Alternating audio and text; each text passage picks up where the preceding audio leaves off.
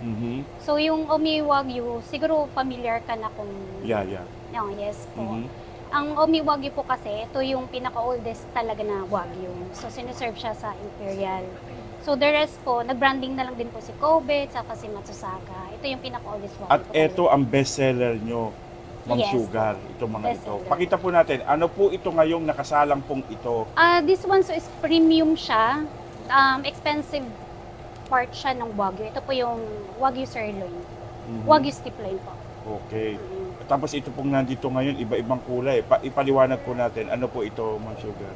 This one po is brisket. This one naman, yung blood.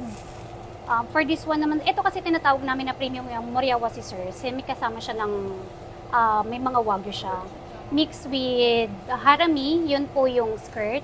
This one is Atsugiri Jotang, which means thick cut ng tang. Which is jaw, yun yung Wow. parang patty fat. Pero ito naman yung thin leek slice, negi bakatang. We called it negi, which means ito po yung onion.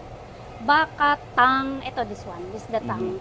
And then this is the Wagyu na kauchi. Mhm.